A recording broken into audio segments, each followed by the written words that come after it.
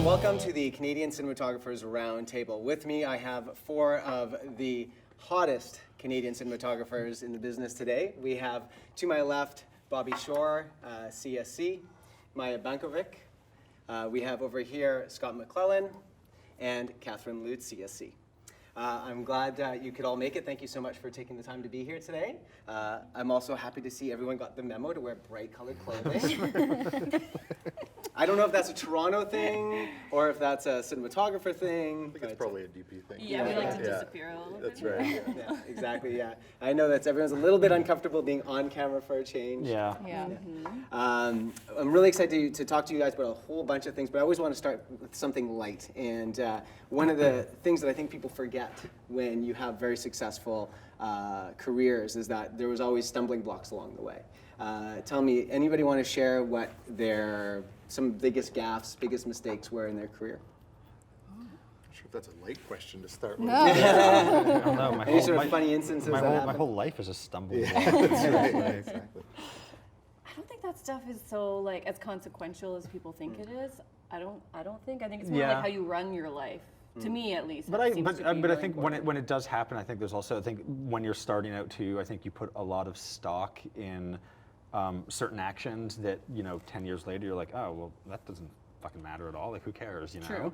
But it matters, like, it seems like the world's gonna end because Yeah. maybe I remember getting like film back that was a car shot through the windshield, and it came back and like it hadn't been polarized out, so it was all just reflection. Yeah. And I was like heartbroken. No, and I everyone was know. Like, And it's- now I'm like, that looked awesome. Yeah. That was great. But like at the time, Yeah. it was like, It's oh true, my your god, heart's I thinking. destroyed this shot. Yeah, but I think that's also important to kind of, at least after having more kind of like experience, like kind of differentiating between, I guess kind of like maybe more like I guess logistical mistakes, like, you were starting out and you forgot to hit record on like a scene versus you maybe took a risk and the film came back too dark, or the producer was like, I can't see their eyes, what's wrong with you? Do you know what I mean? Because I think at least that way there's maybe like a conscious effort kind of, or like an active decision, so there's a sense of agency kind of behind it versus just kind of like, sorry. Yeah, I remember I forgot to bring lenses in like immediately top of day, so they were like fogged because it was winter. Yeah. And that kind of thing where it's like, I should know this by now, and like it ruining my day. Yeah. Because I was like letting it weigh on me so much, rather than just like, you have to like be in the moment, and you can't let that stuff weigh on you. But like, in the early years, I would let that stuff like affect my ego, I think, a lot. Totally.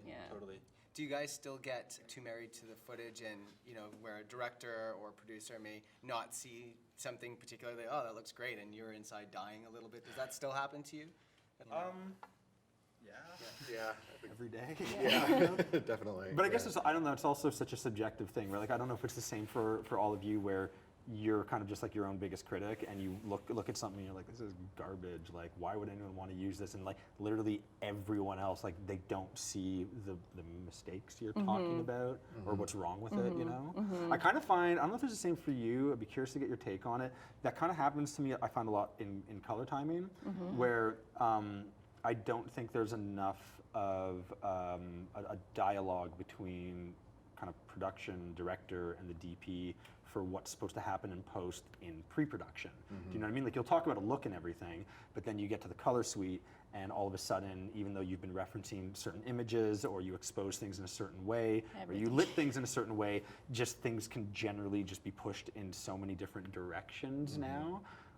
So I don't know like if your experience is like there's been times where I've looked at the direction, even like the director kind of changed their mind, and that's, I mean, I want to say that's fine, but inside it's kind of maybe not. But I find that the hardest too with commercials and short stuff, especially because usually with a feature or a longer project, you're a part of that, so you've like negotiated that you're going to be there, but like getting that stuff done without you there, that's where I'm always heartbroken because I'm just like, that's what you did. But do you find like it's weird because I just went through this experience, like I shot this music video in the UK like a couple months ago, and it was like a 4-day music video. They actually had a budget, which was awesome. It was for like a really good artist, and the director I'd worked with before, and it was really amazing. And we shot and exposed things to look a certain way. Yeah. And in the grade, he kind of just wanted to pump it up a little bit more and add more color. And like, I was just like, I was looking at the footage like, this is garbage. It can't look like this. You're ruining everything. Obviously, you said it, I think, a little bit more diplomatically. But then I showed it to a friend of mine who had no point of reference as to what it was intended to look like. And he was like, this looks great. What are you talking about? Yeah. And I realized that it's like, you have these really strong opinions because you have a frame of reference. Do you know what I mean? Totally. Stuff are just like, you know, old lenses versus new lenses, and like resolution versus just kind of like fucked up image quality and stuff. And it's like, an old lens looks like an old lens only when it's next to a master prime. Yeah. You know what I mean? It's all about It's all context, right? Yeah. So if you have no frame of reference and Yeah. all you see is this one Yeah. thing, it's like it doesn't matter that it doesn't resolve it because it still looks fine. Do you know what I mean? Yeah. So I guess like, do you ever get into that when you look at your like short form projects or any project where I find like it's like normally we're not so far off base from what we talked about on the stuff I've been on, but just like in color, I like to be just as open-minded about where we can take it. Yeah. And usually it's within the range of what we've talked Yeah. about. It's not like they're suddenly like trying to do a bleach bypass and we like production design and lit it to be Yeah. something kind of Yeah, subdued or something, Yeah. you know? So it's like within the wheelhouse of what we talked about, but I like to, you know, see like at least, I like options, so I like to like be open-minded like that Yeah. because you do get that occasional moment where you're like, oh no, It's that like is this- actually really awesome. It's not what I thought, but like that's but also better. cool. Yeah. I find it's hard to sell that sometimes too, though. If you work in a lot or you work in a certain look, and then you do something drastically different later, it seems like everybody's so used to seeing the footage in a certain way for so Yeah. long. Yeah. That as soon as you depart from that, everybody sort of freaks out. It's Yeah. like, oh, it's just so different than what we're used to. They kind of get so but comfortable I guess with that but I look. guess that's also I think why it's like I mean I hate the idea of like maybe I'm just haven't figured out a way to wrap my brain around it, but like kind of like being on set and you know doing live grading or sitting in a tent and riding the iris and like not being close to the actors or like the director. Do you know what I mean? Like I like that idea of like set the look on set through like lighting and lenses and just use like one really simple LUT and just try to Yeah, get it as close just as do it. possible Yeah. without kind of Totally. like. Absolutely. Do you With the guys use a monitors lot of next to LUTs it. on set or in your No, camera? I just use like for when I shoot Alexa, just like the low contrast curve, and Yeah. that's pretty much it. I do try to get it a little bit close because on set for me, because of this phenomenon of like directors and editors and producers Changing. getting very like falling in love with what they're editing and then not being able to like deviate too far Yeah. from that. Yeah. So and it happens a lot because I do a lot of documentaries too, and often they're cutting just like a raw flat image because there's no LUT, there's no like real post happening on it until later. And then they don't want to like add any contrast They're used to whatsoever. seeing it And then the flat, whole this yeah. documentary's looking like a music video or something from like a few years ago, and like Sounds great. so I know there's this phenomenon of people just falling in love with what they're editing. So sure. for me, I try to encourage them to use it. Yeah, yeah. I want to sort of switch gears a little bit and just focus on all of us, of course, being Canadians and working in Canada. You've chosen to stay in Canada. Obviously, you travel, and some of you go back and forth between Los Angeles and here. But let's talk about, and if you can share your ideas about why you've chosen to stay in Canada and the sort of the state of the Canadian film industry and why it's important to you and why you stay here. We could talk about this all day. I don't know. I always go a little bit back and forth because there's obviously other markets in the US have a lot more just being created. So there's more options. There's more stuff that might be the kind of story that you want to tell. Where in Canada, because we're a little bit smaller, there's a limited amount of projects. Like I find there's a limited amount of projects that I'm really excited about, and that doesn't even mean that I'm necessarily going to get those projects. So the idea of having more is there, but I feel a little torn. Like I don't want to fully turn my back on Canada and get out, like scram the second I can, because I think there are really amazing filmmakers, and it's like nice to keep growing this But and see all the it amazing growing. filmmakers are coming out of Quebec, though. I think. That's very true. Yeah, I mean, it's weird. Like I know we spoke about this a bunch because it's kind of like a loaded question, right? Where it's like, it's very easy to criticize a system that gives you money to make shit. Do you know what I mean? Because obviously there's inherent, I think, flaws in that system. For me, the biggest one kind of seeming, well, two of them. One, I think needing a certain amount of Canadian actors because you're not doing yourself any favors by kind of potentially limiting what you could do from a marketing standpoint to get a movie out there. And secondly, and I think this is the biggest one, is like the fact that you have to have a distributor on board before you even get the funding means there's zero incentive to push a movie once it's done. So like every fucking Canadian movie that gets made, it goes in the theater for 1 week and then dies on Air Canada. And it's like, and it's just, it's pretty, I mean, it's just, it's kind of, it sucks, do you know what I mean? Because there actually is a lot of well-made movies out there, and I think because Quebec works in its own kind of microcosm and can also sell its movies to France and Europe and all that stuff, they're not beholden to that kind of that setup at all. Do you know what I mean? Like, you never really ever see a Quebec film promoted outside of Quebec, yet they still have a system where it feels a little bit more auteur-driven. Do you know what I mean? It feels a little bit more story-driven, and the system is set up to kind of, I think, create films and not create Canadian films. You know what I mean? Definitely. Yeah. So I don't know. But it's again, it's also, it's like they're paying our salaries too. Do you know what I mean? So Yeah. you get hired government subsidies. Well, that's the thing It's here is like you find these really amazing, inspiring projects that are micro budget projects. Yeah, Where yeah. you're literally making $0 yeah. or like just enough to pay your rent. Yeah. And Or you're you know, begging, like you're begging your crew to work for $75 a day. yeah, It's like, yeah, that's crazy. But yeah, But you are seeing films being greenlit, by government dollars and subsidies and stuff that wouldn't stand a chance in a more capitalist-driven, like return on investment-driven kind of model, like the way it is in the U.S. I think. So there's a part of me that really deeply respects yeah, it. completely. But it's weird because it's like you look at like the lottery fund in like the UK. It's like the films that are coming out of there are like phenomenal. Do you know what I mean? And like they're kind of working in a similar system. I guess obviously they're doing something different. And what about commercial work or music video work? Is there a Canadian slant to it that's been beneficial for you or a unique experience? Did you all start out like doing commercials and music videos, then features, or was it kind Commercials are a new thing for me, and it's rare still. I do like a couple a year. but it's so weird, right? Where it's like, oh, you're not a commercial DP because you haven't shot a commercial yet. Yeah. You're like, no, I've done like 8 features. Like, but they don't. They would never look at a feature as a yeah. thing. Yeah. And that's always an interesting question for a lot of, especially emerging filmmakers who are looking at doing both commercial work and narrative work, is the fear, as all freelancers, that once you sign on to a feature, people in the commercial world forget about you. And you get pigeonholed, or you're doing commercials, and then if you leave the commercials, sort of vice versa and all those sort of things. Do you worry about that at all in terms of career management? A little bit. I've always found it a weird thing. When I first started out, people would always ask me, like, what kind of DP do you want to be? Do you want to be a commercial DP or a feature DP? And I never really thought of it as being one or the other. I always just thought, I want to be a DP and I just want to shoot whatever I can, But it's good. I've got a couple of good relationships with some agencies here in the city, and I try and maintain those relationships. They're very good people, and they're becoming friends, and I think that helps a lot. So when they hear I go away on a feature for a while, they say, okay, well, I'll touch base with you again in a month or 2 months, whenever it is, and we'll see if we can find some stuff. So that's always worked out very well for me in that way, which is good. But I certainly don't want to be just a feature DP or just a commercial DP or doc or whatever. I mean, do you have a preference though? Like, I mean, Not like really. is like there's like I don't know, like storytelling and all that stuff. Is that it kind of completely like changes from project to project. I think like sometimes I love doing commercials because it's a fast turnaround. It's all there's often a lot more money that you have to work with commercials, which is great. Yeah. But then doing features, I think that the work that you do is more inspired somehow. There's more behind it. You're making decisions based on the story and the emotion of characters, and I think that's so much better in terms of being a cinematographer. Yeah. It's like making those decisions is kind of what it's all about in a way. So it's important to do those, and then I guess commercials just kind of keep you alive in between.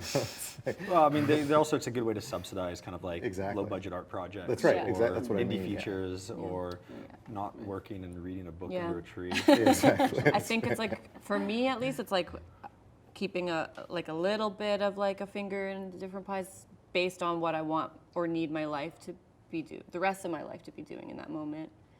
So it's like it's creatively driven, but it's also like, how does this fit into what I'm trying to do in general right now? And your work is really balanced between narrative features and doc features or documentary projects. Do you have a stint where you'll be doing docs and you're like, oh man, I really want to get back on narrative, and vice versa? Or do the projects just come as they come and you take what? Yeah, they come as they come for me, and it's like, is this a good time? Am I ready for like an adventure right now? This documentary is more likely to take me on like some cool, more enriching experience, versus like you know, is this like a careerist move to stay and do this like weird second unit job because whatever on a narrative, or, you know, or an indie feature. I don't know. So it's more, I don't know. I think a I'm lot not about like sticking where to, to like- fit in. Yeah, I'm trying not to like make those rules for myself right now. Just go with the like what feels right Yeah. right now. And you know, I did sort of consciously make a choice a couple years ago to not do longer format, and I was just doing commercials and short stuff. And then Yeah. after doing that for like a year and a half, I was like, You're okay, just like, okay, I'm I need done. long. Yeah. I need to Yeah, like yeah. sink my teeth into something. So I'm happy to just like go with that Yeah. flow, whatever feels like the right thing at the right time. And obviously, you don't want to burn out, and you all work very exhausting schedules. But presumably, you want to do projects that are for you, that are art-driven projects, that are indies that maybe pay little or nothing, or you even paying to be part of something. How do you schedule that into your year? How do you find the time to not burn out, but do those projects that mean potentially more personally to you? I don't know. I don't know if it's the same for you, but it's like no matter how tired or burnt out I am, if I'm enthusiastic about something, you just find the kind of energy. You know Yeah. what I mean? Yeah. And I also find kind of the older I get, the less patience I have to work on shit I don't care about anymore. Which obviously you still need to, you know, pay your bills and all that stuff. But there's something really nice about making a conscious effort to wait for projects that you can feel enthusiastic about. You know what I mean? Yeah. Or And you also, have to actually remind yourself of that. yeah, Like, or just wait, also, you know, I think one thing that's interesting too, it's like I think there's always a lot of talk behind indie projects that mean a lot to you. But there's also, I mean, I don't know about you guys, but it's like I have such a fucking appreciation for like Michael Bay movies, like giant blockbusters, and it's like, you know, to work on big budget stuff is like that in itself, for me at least, was kind of like a goal that I was able to achieve. Do you know what I mean? Yeah. And it's And probably waiting for the right one. yeah, of those, but it's too. like it's fun sometimes to like be on set with Yeah. all this Oh, yeah. shit around, Yeah. and you're just like, people are listening to me. Imagine. Why? That's so weird. And to have Weird. resources. Yeah, and man. It's like it's fun. It's like I remember just like doing shorts and spending like 2 weeks trying to figure out how to get like a camera move on the budget that we have and this and that, and like the idea that you can just like pull stuff out of the truck. And yeah, people you're just like, oh no, don't make worry, it- we got you. It's cool. Yeah. It's Yeah. really Yeah. about. For me, it's been a process of like learning how to use my imagination again in a way, because I'm so used to having to plan that stuff so far in advance on like limited resources, and now having the resources, Yeah. it's like opening up your mind again and saying like you can do it. You Yeah. have it at your disposal to do it. Yeah. It doesn't have to like. And I break guess, your and I And guess it's not also a hassle. working with people that enjoy that process Yeah. of work as well. You know. Totally. And I know, Scott, you said at the start of this part of the discussion that people had asked you, what kind of DP do you want to be? And you had never really thought about it. And that reminds me of one of your blog posts on your site where you talked about Wait, you have a choosing. blog? She has a blog. Really? It's quite good. Wait, what's the blog? Come on, plug it. I think it's just my name Is at it? WordPress. Yeah. I honestly don't remember else. Really? Can you text it to me though? Yeah, I will, okay. Awesome. You talked about choosing the right projects because that sets the tone for your career. And you have to Yes, be for careful sure. about that. So from the early part of your career to now, how has that process evolved or changed? Do you still think about choosing the right projects because that might mean something for next year that's different?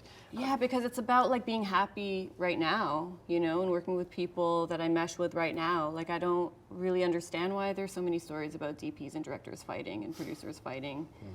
To me, that's like so foreign, and maybe that means my career won't like accelerate in a certain way, but I'm just trying to protect myself from getting jaded about the whole thing, because I know myself and I can burn out real easily. And I might walk away from a beautiful profession like this one if I have too many like really nasty experiences. Yeah.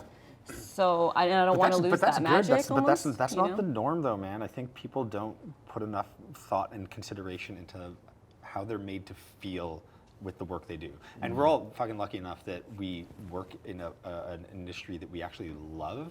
I don't know if it's the same for you, but it's like I get just as much satisfaction working on a music video that costs me $1,000 Yeah. to pay the crew properly Yeah. as working on like a $10 million like Yeah. feature.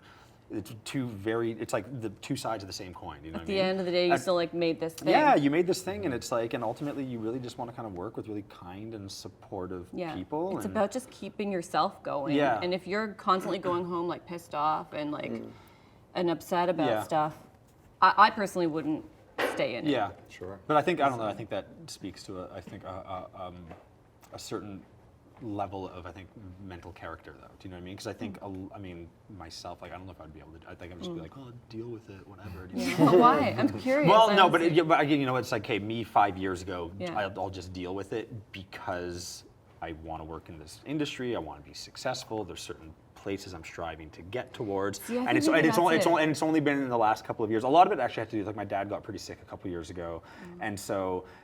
It was kind of like it was like a good kick in the ass to kind of like, wait, why am I saying yes to, you know, Goon 2 Yeah. when I'm not really actually that interested in shooting it? Do you know what I mean? I was Right. like, wait, but why don't I just take time for myself? Why don't I spend time Yeah. with my family? Why don't I shoot my best friend's sub-$1 million indie drama for 16 days that Yeah. is going to give me like this feeling that I'm going to carry with me for the rest of my life? Do you know what I Totally, because mean? there's so many sacrifices. Yeah, and it's like, like- you know, we're all in dangerous situations. No matter how careful we're trying to be, it's a pretty dangerous profession. Yeah. And especially when you're in the documentary world too. And it's like there are moments where I'm like, okay, if I'm gonna fall off this cliff right now, walking backwards, like I better like this. But I think that that's sort of a privilege that comes with us, and all of us have been working for a number of years and have like probably taken a lot of jobs or have not, but like have slugged it out so that now Yeah. we are in a place that we are able to make some of those decisions a little bit easier. I think like years ago, I mean, maybe I feel like when there was no money involved, I still was making the decisions based like solely on creative and what I Yeah. wanted to. But it takes a while to be in that place and be like in a professional manner Yeah, yeah, and yeah. making money, you know? And speaking of sort of picking projects, we're in a particular space right now that is moving away from the traditional content creation and the democratization of the technology in YouTube. This video will be on YouTube, it'll be on Facebook, and there's a growing amount of content that is being created solely for those digital channels, and there are cinematographers as well that are taking the reins and starting their own channels and sharing their information. How has the creation of that new digital space affected your career choices and decisions? Has it changed at all? Do you think about being active in those spaces? Yeah, I just want like young 20-year-old kids to think I'm working on cool shit. I do it for the kids. Yeah, do it for the kids. No, but it's I mean, I think it's kind of true though. There's like a whole, I think, kind of like aesthetic that's developed out of like. Well, kind and of Instagram is Instagram and crazy. Vimeo, you know what I mean? Yeah. It's like, and there's, I think, to a certain extent, a certain kind of like homogeneity to like the look of things, and I think that has everything to do with platforms that are showcasing, you know, fashion films, art films, music videos. Like, there's just things that are kind of have like an inherently kind of like cool factor to them. Do you know what I mean? Yep. And I guess maybe because I'm a person of low moral character, I want to be I just want to be a part of that. I'm like, I want to be fucking cool.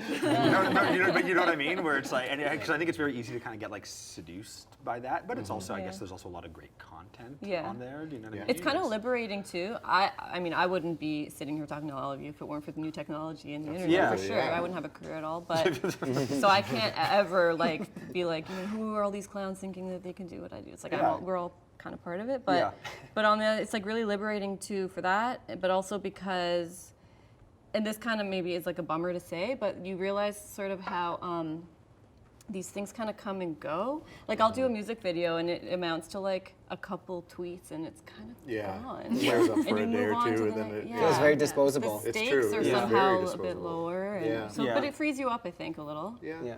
And on the context of technology, there is a continuing and growing race for resolution and that type of thing. Do you buy into this? I mean, I'm always reminded that some of the best photographs in history are blurry, you know, and these types of things. Definitely. No, it's a cash grab It is. marketing. It seems like the bullshit. TV companies, I think, are the ones that are really pushing it. It's, which it's is Netflix, funny, right? Netflix, It's like 4K the fact that it's original. just so But- frustrating that you have like Netflix basically kind of like creating a space where they get to dictate how you shoot something. Do you know what I mean? And even that, it's like again, it just strictly comes down to like marketing, where it's like the Netflix show I just did. It's like we ended up having to shoot on a camera that could capture 4K. And So that they could just so plaster it's the literally 4K. so they could right, just yeah. say 4K future proof. And here's the thing that's fucked up is it's like the producer was telling me she mistakenly sent in a budget that had like an Alexa like in like as a line item, and that she said within 3 minutes of sending the budget, she got a call. You can't shoot on Alexa; it doesn't shoot 4K. Probably the number And it one was red literally flag. she just forgot to change it from Alexa to Vericam. But the thing that's so messed up about it is we didn't even shoot 4K because of the specs we shot with the cameras, like 3.7 something. Yet they didn't say anything. There's a really good DP named Andre Perec who shot 13 Reasons Why, and he had worked with the pilot director Nikki Caro, who did Anne right before I worked with her. So I called him just to be like, how do I not fuck this up? You know what I mean? Like, what do I do to kind of like, make sure that she's happy with like the work I'm doing? And on 13 Reasons Why, he shot spherical and anamorphic, but when he was shooting anamorphic on a camera that once you actually de-squeeze the image was like 2K, 2.5, and no one at Netflix said anything because it was just a camera that said Vericam 4K. Do you know what I mean? We might as well print labels. Yeah, no, seriously, yeah, exactly. Do a lot of that online speak in terms of the reviews and camera tests and lens tests? Do that bother you at all? Because my understanding is, once it gets compressed a million times and it's shown on, you can't really judge a camera by the footage that you see online. I don't know, man. I think you kind of can. Yeah? I think, yeah. Even look when at it's those like tests. all down-res Yeah, no, and but I like also- streaming but quality. it's like But then it's relative. yeah, other because stuff we get is used to also- seeing that. Yeah. Yeah. But I still think all that stuff. Okay, so here's the thing. I think all that stuff it still has an inherent, I guess, kind of like feeling to it. Do you know what I mean? Like you look at like, do you ever watch like lens tests on like Vimeo or like Yeah, all the time. Yeah, but it's like you can actually notice the difference between kind That's of like true. a B series and a G Because series you're still anamorphic, comparing right? within the platform yeah, of because you have Vimeo. again you have that point of reference, right? So yeah, I think you can kind of feel a difference, but I think where that's best kind of exemplified is when you're watching something on the big screen. Yeah. Right. And, in terms of the technology, one of the things that's also available to us now that wasn't before was being able to do the DI and post-processing at home. So anybody with a laptop and can get a free version of Resolve and learn color grading. How much... Nice. Yeah, no, don't worry. I'm leaving that in. I'm leaving that in. Classy, right? No one knows it's actually daytime outside. That's right. Yeah. It's the beauty of working in the studio. How many of you have embraced that and taught yourself color grading and now give notes even in pre-production? Do stills and send those off and. I think it's a good way to, be sure that you can make LUTs that you like. It's a good way to do that. It's a good way to just sort of know the parameters of the footage that you're shooting. Everything's in log or raw now, and you can take that when you're recording it. You know sort of what the limits are, what you can do with it, and what you can't do with it. I did a picture last year with two operators. Connor Fisher, who's a colorist at Alter Ego, was one of the operators, and it was amazing having him there for the duration, because anytime I'd worry about things going too dark or things being too muddy, I'd just say to Connor, I'd say, hey, are we good on this? And he'd be like, oh yeah, don't worry, we can pull this out, or we can do this, or we can do that. So it really was like a good, it's good for your frame of mind when you're doing stuff. Do you all work pretty closely with your DIT on set in terms of like when you're done your shoot day on like a TV show or a feature or commercial or whatever, and like just go and hang out with them for like an hour and like look at all the footage and make sure depends, that yeah. Only if I'm worried about a scene. Yeah. I try to do it on commercial stuff actually the most because they are not going to invite me to that No, I know. color You session. want So to make you want to sure give them the get. thing and that they're going to get attached to that while they're editing, Right. and then hopefully they'll go with that. Yeah. Yeah, but I guess doing like super micro budget stuff, like I just came off a micro budget feature where we did not really have a DIT. We had someone just like capturing just like- footage. And because I wanted to go with like a very specific look, this was the first time I developed LUTs, and like Oh, no way. the menu had like 7 LUTs that I would be like choose per scene. Yeah. So that because they're micro budget and they're not gonna have time to do stuff in post until we get to that like very small window, Yeah. there's gonna already be that What look were that we can the switch LUTs over you from. had set up? I'm just really curious Yeah. because like I never use them. I just like the idea of like for me I feel like there's way too many variables already happening on set. Right. So just I like the idea of like just take one LUT and then if you want things to look a certain way, just do it all with lenses and lighting. Yeah. And then fix all the mistakes in post. It was weird. Like sometimes I would turn off the LUT and be like, Be like, what? whoa. Yeah. Kind of cool. Yeah, and the false colors too. Like sometimes the the raw, like anything high, like anything overexposed was red, and actually in my LUT it was not. Oh, that's And I was like, Interesting. what? Yeah, what that's did I do? weird. Like, Yeah. I'm What trying was to it? still How understand the much were science you of fucking it. with the Yeah, curve? that's Was it like, weird. were you doing like bleach bypass looks Or and stuff? just like or was bringing it like, the highlight. It way was like, down? yeah, it was bringing the highlight down, but it was like pushing in a lot of other contrast into Yeah. into the darks and Yeah, that's why I mids do and- think LUTs are important because you have to know what kind of contrast you're aiming for later. I Yeah. flip them on and off constantly. Yeah, Yeah. yeah. It's Check just your ratios. and constant. just Yeah, make yeah, sure- because you're dealing with like basically like thinking about compression in a way because you're like dealing with like the range. I was super happy with this because I basically had like Andrew Sulky actually. Oh, really? Yeah, he came and he like developed Okay, a look for me, and then I would email him because I couldn't afford to have him on set. Yeah. So I'd email him a couple pictures and just be like, "Can you? This is all too cool for what we're doing. Can Yeah. you just add a little bit of warmth or whatever?" And then I'd load that back in the next day and have like a new cool. option in my Yeah. LUT choices. So it's cool. It's a weird. I'll see what happens in post because I'm sure there's a few cool. decisions where like one of the LUTs was this insane like harsh outside look where Yeah. everything was like contrasty and the whites were just like and then a lot of the other stuff inside I ended up kind of like, pulling toning back it on? down. Yeah. So there'll definitely be still the color correction session where I'm like, ooh, have to blend these things together It's a so little interesting more. to have so many different ones for Yeah. a project, Yeah. but they feel cohesive though. I think Yeah. so. I think there will be like a couple bumps where it I has feel like to I've heard of blend. that before, where people will have like a LUT for day exterior, like a LUT for night Yeah. exterior, For sure. day interior, night interior, all that stuff. Yeah. Even I really times of enjoyed day, it. I yeah. really Yeah. like loved the process of it because That's it was kinda such cool. a weird, Yeah, yeah. different thing too. And I was trying something different in the lighting style, so it was a nice thing to like. This is what it's gonna look like. And I find it helpful too for makeup if it's something where you're going a Oh. little off. oh God, yeah, for them to be able to because- see it on Yeah, set. totally. Yeah. Because what they thought was like a pink lipstick is suddenly a little bit purple. Yeah. That's You know, right, so yeah. I find it helpful to look at that stuff. And you know, you obviously this is another element to your career where you can be really hands-on. You can really have your voice. And when everyone's starting their career off, then they're being a DP means that you're also operating, and you're getting to a point in your careers where you're probably not operating as much, and you're standing behind a monitor. Does that happen for you guys right now? Well, Only on the unions. Yeah, I love operating still, for Yeah. sure. It's like, try and do it as much as I can, for sure. although I do have to say, being able to sit literally right next to the director, and especially because I mean, television's like it's always two cameras, right? And be able to kind of just like oversee everything. I think And plan ahead. And Yeah. plan ahead. I think it counts for a lot, especially when you have a very good relationship with that director. And they, you know, for me, I think the most important thing that should happen the second after someone calls cut is you make eye contact with the director. And I think that needs to happen because it's establishing, did we get this? Yeah. Did we not get this? And they should be the first person that you're speaking to, do you know what I mean? And so I think that sometimes having that ability to take a step back and just watch what's happening on both cameras, and more than just from a technical standpoint, I think from like a performance standpoint, I think a lot of the times, I think kind of like DPs kind of maybe pay too much attention to technical shit and not enough attention to whether or not something felt right Yeah. or the camera move was right or all that stuff. You know, I'm sure you guys obviously think about that all the time, you know.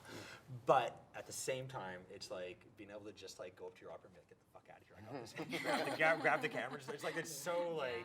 It's, I don't know. I mean, do you, I mean, I find for me, it's like, I'm actually a really shitty operator, except for handheld. It's the only thing I can Love do. it. It's the only thing I can do That's the well. only time I'm jealous Yeah. about my operators. Is like, But, oh, but I I'm also getting involved. find in that way, I almost find it's like almost more important sometimes to be holding the camera because it's It's just so instinct. small. It's like Yeah. this True. shift Yeah. is so Yeah, different. I'd say so. Energetic. Obviously, there's amazing operators that I'm sure we've all worked with, but I like this idea of like operating for lighting. Do you know what I mean? Where it's Yeah. like wherever the actor is, if you move like you said 2 inches this way, the lighting changes, Yeah. the whole frame changes. Yeah. Do you know what I mean? Yeah. Yeah. And I think it's like hopefully you have an operator that Yeah, is in thinks line like a with you. filmmaker Yeah, too. yeah, Like it's yeah. very important that they think like filmmakers Yeah. and cinematographers for sure. It was funny. Do you guys know Mike Heathcote? You know Mike Yeah. Heathcote. So he was working on Handmaid's Tale, and so good. he's fucking great. But he was Yeah. just like, both him and the DP would kind of like switch between operating handheld sometimes. But when Reed Morano was directing the first 3 episodes, he said she would grab the camera and do like 25-minute long handheld takes, Wow. and they were just at the monitor be like, wow, fuck, she's so much better than me. Yeah, I it's think there's like crazy. a It's level of like emotion and investment maybe that you Yeah. bring when you're the DP. Yeah, that totally. like and there are for sure there are operators that feel invested. Like Yeah. don't get me wrong, but like there is like you're connected to the project from the beginning. You're there for more maybe other reasons from the beginning too. So like that shows in the operating, I feel Yeah. like. Yeah, sometimes. totally. I'm trying to mentally like change gears in my head right now because I just did this micro budget that was entirely handheld, like all long takes where the rest of the crew would be like, so what's the coverage? And we'd be like, well, we kind of know what the coverage is, but just everybody stand back. Yeah, I'm gonna we'll feel just this. find I'm it. feeling Yes, yeah. everything, and Yeah. I'm Isn't like that- part but of do you- this, do and it you- was so amazing. Don't And now you- I'm going on to a TV series where, I'm gonna have to sit behind the Where it's like, hey, monitors. wide over, It's wide like over. quality Yeah. control kind of stuff. Yeah. It's almost Yeah. like a different But you know what's? job, But the but thing, I don't know. Yeah. The thing that's fucked up is it's like it doesn't like.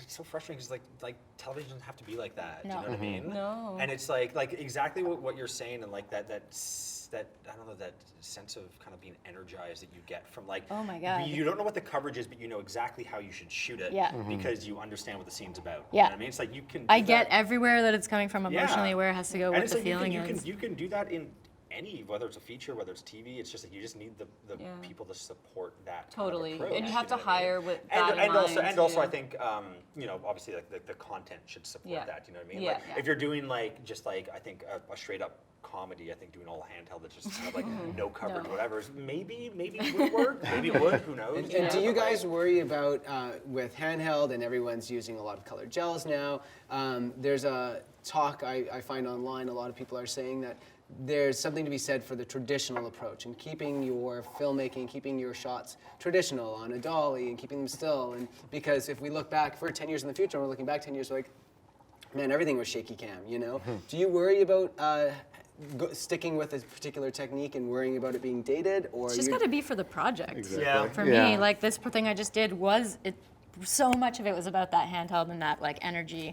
But I feel like I've done features and stuff that I want it to look formal, and that formal approach really brings something to it. So Yeah. I just don't like being stuck in the one thing of like everything I do is going to But be do you handheld. but do you think that, I mean, we spoke about this at the TIFF thing last year Yeah. about like how, you know, there's kind of like an aesthetic zeitgeist almost, Yeah. you know what I mean? Where it's like I look at the stuff I was shooting in like the early 2000s where we were talking about everything being kind of like skip bleach, push process, whatever. And so it's like I kind of find I would like read a script and be like, oh, we should skip bleach it. 'Cause it's like, you know what I mean? Because you're just like, that's what's the fucking thing. happening, you know what I Yeah. mean? Yeah. And so I always kind of like wonder, like, well, is this whole naturalistic thing that like that is, I guess, not in now because it's obviously been in forever, but like, but it's like People for are embracing it though. but embracing it, do you know what I mean? Am I just kind of like, well, that's what I want to apply to this because that's what I actually just like Yeah, right now? yeah. Like I can't see any situation where I'd read a skip and be like, oh yeah, cross process and reversals. You know what I mean? Like, I it just also- doesn't. yeah, I don't just- see those kinds of looks when I read a script. Yeah, right no, off I the know. bat. For But me, but that if comes it's like when later. you think about like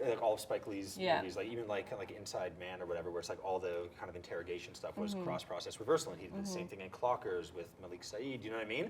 And you just kind of like wonder, it's like, okay, so how much of that is relevant to a specific time period, and how that specific time period is influencing Yep. people's just general aesthetic, like even the clothes. Definitely, people and wear, like the you know low what I mean? contrast, low saturation yeah, thing. yeah, Like yeah. even now, I'm just like, oh man, I went too far Yeah, into no, I that. I know, gotta right? like It's get just- out. I think it's like anything like in life. You have to just be constantly checking yourself. Like, Yeah, am I for doing sure. this because it's cool? Is this my ego talking, or is this like actually just? Where do you guys get your inspiration from? Photography, I know because you've had a career as a photographer Oh, as did you well. really? A little bit, What yeah. kind of photo Well, stuff are you doing? I started out shooting photos. It's kind of a bit of a story, really, but Get into it, man. Get there. when I graduated from university, I was doing a lot of skateboard stuff. I was skateboarding, and I was art directing for a skateboard company and shooting skate photos, and I wanted to be DPing, and that's kind of the direction that I wanted to be going, and I wasn't. So I had all this camera equipment, and I had all this lighting equipment. It was mostly flashes and that kind of thing, and I said, what can I do with just this stuff that I can push myself forward as a DP with? So I started just making photographs that were like very cinematic. I was lighting them as cinematically as I kind of liked, I guess, or Yeah. could. And Were you just shooting staging digital or things. film? It was digital, Okay. yeah, because that's what I had. Yeah. They're really nice. No, thank you. Yeah. Thanks. Where can I see? Do you have a blog also? No, it's on my website, I guess. Yeah. Get with it. Start a blog. I know, right? Yeah. So that was kind of like, that was a way for me to show people that I was able to like light cinematically and sort of had those had that ability. So from there, I ended up getting an agent for photography, and Oh. it was a very short stint, though. I Yeah, was yeah. like, this isn't what I want to do. This was really just a vehicle to get me to where I want to be. Yeah. And I think it worked a lot, which was good. And it's always been like a nice fallback. Like I don't do it as much as I used to, just because I don't have the time, because I'm always shooting stuff now. But at the same time, it's like when I think about doing projects that aren't exactly what I want to be doing, or something that's like very much somebody else's vision that you kind of have to create for them, I always have this photographic element in my back pocket that it's like, if I find I've done like 3 or 4 projects back to back where it just isn't me, it isn't what the kind of things that I want to be doing, I can just go and make these photographs and make, I guess, this art in a way that is what I'm more about as a cinematographer, as an artist in general, Yeah. or whatever. Yeah. And Catherine, you've been shooting film photography, 35mm film. Yeah, right? oh, yeah. I mean, never professionally, always Yeah. just sort of hobby, and I find that is nice and inspiring. I find like the question of what inspires me, or was that what we were saying? What Yeah. were your question? I right now am like life. Like I just want to like go out and like live some life, or be away from the computer in my pocket Yeah. and like not take that as the Right. references. I just like get so much inspiration from like sunlight, Yeah, sitting somewhere sure. watching some light. But I do look at a lot of photos and stuff as well too. I find photos more than video references actually. Yeah. Often. I think it's the same thing. Like it's like something that evokes a feeling. Do you know For what I mean? sure. And I think there's also that notion of like, you know, you look at a still image, you bring so much of yourself into how you read into it. You know what I mean? Yeah. Definitely. And I think that's kind of ultimately the best way to kind of create a kind of sentiment or feeling or something. Yeah. I always find like there's a director that I work with in LA a bunch, and every time we did a project together, he would just give me the script and like a photo or like kind of like painter reference and a mix CD. So that's the part. No, because he would just say, let's make it feel like this. Oh, that's cool. And it was fucking awesome because I think I think actually music can be some of the most Totally. inspiring Definitely. shit. You know I've what I had mean? a director ask me to like listen to stuff on earbuds while operating Oh, like that's- an MOS yeah. sequence. Oh, are you That's kidding? very Really? cool. Yeah, it's Yeah. kinda cool. Oh, wait, who was that? Well, it's my friend Travis, and we did like an indie film like Oh my God, that sounds 8 or 9 years ago That together. sounds amazing. Yeah. Wow. Yeah. It was like, yeah, it was very. Do you remember cool. what the song was? It was? I'll remember it. Sorry. I It's will. cool because I feel like actors do that a lot. Yeah. Like actors on set. Well, there was will a sit down. director I Yeah. worked with in Montreal that he literally, we wouldn't talk to him. He just walked around. This was like before iPods. He had a fucking Discman. He was walking around this like we were just shooting like a commercial, but he was like listening to music the entire time as like a way to kind of like I guess keep his headspace and like. It's so Interesting. important to like. Well, music evokes more feeling Oh, God. for me than sure. images do. Yeah. But I'm not a musician, so I chose film instead. But like, I think it's so nice to draw from other art forms. Yeah. And how much work do you guys do in terms of finding inspiration, and how much of that do you bring into your pre-production process? Do you do previs? Do you offer directors, regardless of what you're doing, certain images?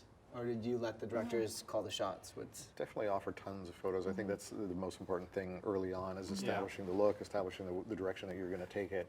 And the more photos that you can give to people, the more that becomes clear and the more focused. Make sure you're on the same page. Even Oh, too. exactly. Do you ever Exactly. do that Beginning. in like the interview process Yes, though? yes. Sometimes. See, because it it's depends. interesting. It's like I used to do that, and then I kind of was like, oh, you know what, like, and I don't. Why'd you stop? Well, because I was kind of like, what, and it's not as dogmatic as this, but I was like, kind of like, what right do I have to say your movie should look like this if you've Right. been writing it for But the it's last how you 5 phrase years? it, You know though. what I It's mean? like Yeah, it's no, really- you're, For sure, you're totally yeah. right. You're totally Yeah. right. But I guess I kind of like in the last like 3-4 years, whenever I interview for anything, it's not about like it should look like this or it should be this. It's more kind of exactly The I think what you said. It's Most like it's just the definitely. conversation, and I just like to ask them like, how did you see this? How did I you- also how did you don't see want it to bring a feeling? bunch of stuff to something before I've had a conversation with Yeah, them. no, for It- sure. it But could you're be just like you here, totally take missed the this. mark. Yeah. Right? Yeah. I usually like No, but prep you're it and totally have right a about the folder way of you it. I've done it Yeah. once or It's twice. like- I don't do it every time. 'Cause Yeah. sometimes I'm like, I'm gonna see what they bring to the table, make sure it suits me as Yeah. well. Sure, of you course, know? yeah. And then other times where I'm like, I really have a strong vision for this, and I want to. So I'm hoping this is Yeah, what they're but going I mean, for. but you know, and what, then but we'll sometimes see. sometimes you take that chance. Yeah, but and you take it a just, chance. But it banks though. Do you know what I mean? But if you're wrong, chances are you get the job, and it'll be a horrible experience. Yeah, you didn't want it anyway. That's what I right. Yeah, mean, exactly. you Yeah. And then you're just like, you're never gonna agree on stuff. You're probably gonna go home feeling like you compromised, Yeah. or they will. yeah. I think it's important to talk about it really early on. But even that, it's like you can have as many conversations as you want, but there's also like again what you're saying about like kind of like photo kind of reference for everything. It's like words can only say so much that pictures can't. It's true. Yeah. I mean, you can describe the same thing in like 5 different ways. Yeah, or and one both thing, be like, oh people yeah, are all we're really on the same imagining it page, and then you differently. get Yeah. to set, and you're just It's like, this isn't at all what I was. It's crazy exactly, because yeah. like you can love the same movie for totally different reasons, so so true. it's not enough to just be like it needs to look like Yeah, whatever. it's so true. And even just little elements of photos. Like, I'll bring in a photo and be like, I like just this part of it only, or the way that the light is there, the color of this, or the composition, or whatever. Do you ever get directors though that show you like a bunch of references, but they all don't make like- sense? there's no cohesive Yeah. kind of Yeah. quality. And for you're sure. like trying What to do figure you out. like about this? But I guess that's also part of our job, is like Exactly. deciphering Yeah. the director's brain That's a little right. bit. Yeah, you it's know? unscrambling it and making it into something cohesive, I Yeah. think, for sure. Yeah. I find my biggest prep thing these days on a narrative thing, and it's interesting because I just read this Ellen Kuras interview, and she said the same thing, and I was like, yes. Is like having, especially if it's a long format project, like having a couple days with the director where I don't even talk about anything visual.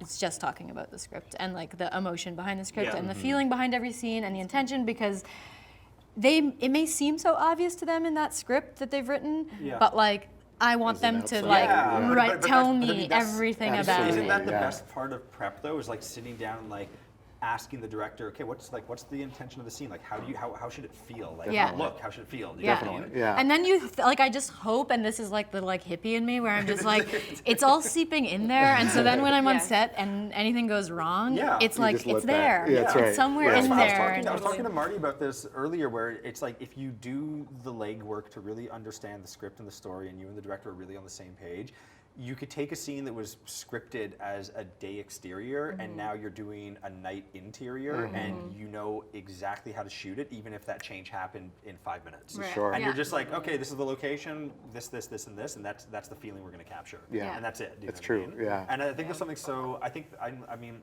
I don't know if it's the same for all of you, but when I was starting out, I really felt this need to impose a look on something so that people knew there was like the hand of a DP, do you know what I mean?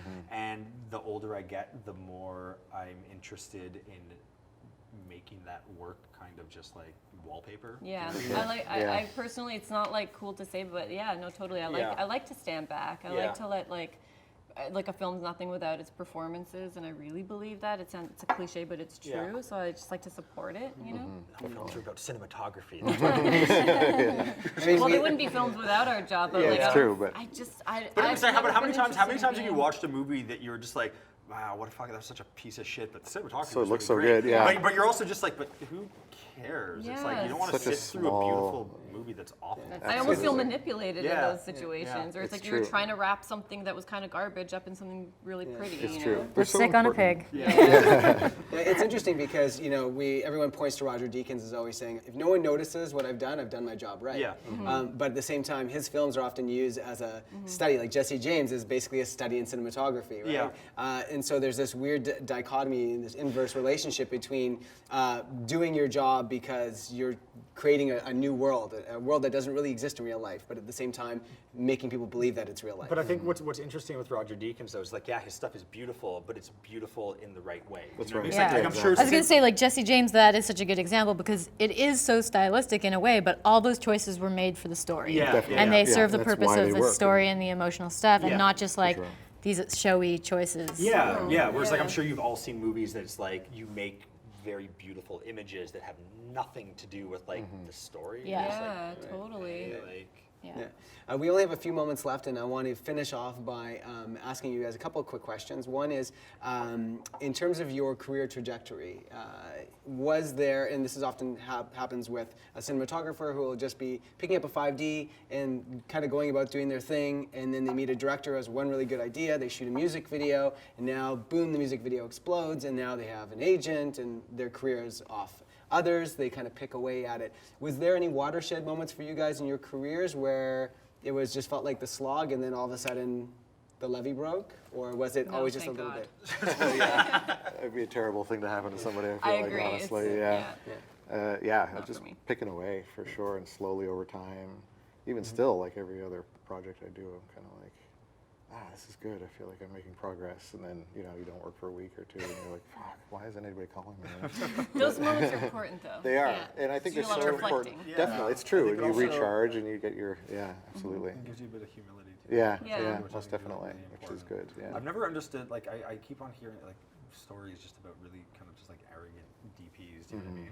Which I think in film in general, I think kind of creates an environment that fosters that type of attitude sometimes. Whereas I feel, and I don't want to assume that you're like this because this is going to sound kind of like pretty self-deprecating, but it's like I'm just the opposite. Where it's like I have like low self-esteem. It's like no one's ever, you know what I mean? Where it's like I don't ever assume that anyone would want to work with me. Do you know what I mean? Yeah, it's really weird. Yeah. It's a funny thing, You but- would never. It's funny how it's really cool hearing how people feel on these. I love these conversations Yeah. for Yeah. this reason, because like what we do is like we put all of our like feelings on a screen, and it's a management position, and you have to talk to people all the time, Yeah. and so. But I think, Yeah. I mean, I don't know. I like the idea of kind of just like, you know, things never have to be mutually exclusive. Yeah. Like I like the idea that you can be confident while still having no self-esteem. Yeah. Yeah. Well, I mean, having Like, low self-esteem it's like, kind of pushes you to always be doing better work, which But is it's like kind of that an thing, but it's like that important thing. thing I in don't a know if way. you've You ever know, but like heard Roger Deakins talk about how nervous he is before every single Yeah. shoot. Where he's like, I think he said this one thing once about like. The first shot of any movie he's on, he just glues himself to the eye cup and just only looks through the viewfinder because he's so nervous about not setting up the shot right, and he doesn't feel comfortable with the crew yet or the people Yeah. or anything. And it's just like, and he's just always scared he's gonna like fuck it up. And you're I just asked like, him a question on his interesting. forum when I was like, his website. It's awesome. amazing. It is, yeah. Forum. Yeah, People that's don't blog. know. where does he find the He's time? the I don't blog understand. master. Yeah. Yeah, and he like wrote back like publicly. Yeah. He always writes back. It's amazing. And he Do you think talked it's about, actually him, or do you think he has like interns? I know his that kind of, wife like- was also helping moderate. Yeah. But like it's very clear when it's in his voice Yeah. when he writes back, and he'll just sometimes like I don't know if he does it anymore. This was like maybe almost 10 years ago, but he would just like dive into conversations that were happening even like without him. He's Funny. really on there all the time. That's cool. Yeah. And he talked about like throwing up at the beginning of the day and stuff like so candidly Yeah. because I had asked him a question about not coming up through the ranks as like a camera assistant or an electric and a gaffer and just shooting because it was in the beginning and I was kind of nervous. I was like, I want to keep shooting, but I don't know if this is the right thing because I don't know, the industry kind of tells you you're supposed to go through these channels, Sure, yeah. appropriate channels. Yeah. And am I going to lose out on like not Yeah. having the shorthand and the tricks up my sleeve and stuff? And so he would tell these stories about like feeling nauseous at the beginning of the day, but having to just like push Yeah, through yeah, yeah. and because he loved shooting, so Well, it's he kind also, of validating. he also had a documentary background also. Though, Yeah, right? yeah. I think it's awesome. Yeah. And so that leads, I think, perfectly into our last question, which is that there are a bunch of cinematographers that are giving back to the community, and that they are. It's no longer the gatekeepers; they're holding back the information. There's a sharing economy now, and you guys have obviously got a wealth of experience now behind you, and you've obviously come. You know, you started as a gaffer in the electric department, right? And so everyone comes from a different angle, and we're in a very different space now for filmmakers. And so I want to leave this conversation with some of your ideas about your advice to beginning filmmakers right now and beginning cinematographers, and what they can expect, what they should focus on, and what's important and what's not important. Who you go, Catherine. Yeah, please. I don't know. I mean, I think starting out, it's just important to shoot stuff as much as you can. Shoot stuff for free. Shoot stuff on your own. Shoot photographs. Look at light. Look at compositions. Just do it as much as you possibly can. And there is so many different ways that you can work your way up. I think that, like Maya said, it's not like it used to be. You can kind of come in ways, if you're lucky, as a shooter and work your way up that way. But the more time that you spend on your own learning the way that, you know, dynamic range works and composition works and color and what works in terms of, you know, textures and spending time alone with that and really learning it, I think is kind of the most important thing, probably. You know what's it's interesting because I think I kind of used to think the same thing. Yeah. And to answer that question now, I would basically flip it to almost the complete opposite Really? of read books, listen to music, and just figure out aesthetically what interests you, Right. even outside of film, because that's what's going to influence the kind of projects you want to work on. Yeah. And then, obviously, I think, you know, your answer, I think, holds a ton of weight. Sure. But I think that if you can inform that approach of kind of, and I think you should shoot anything you can. Sure. But I think if you can do that with a sense of specificity, Most definitely. it helps create a path. Well, because everybody has these same tools now. Yeah, and it is a yeah. lot easier to be a Yeah. cinematographer now in terms of grabbing a 5D Yeah. or whatever.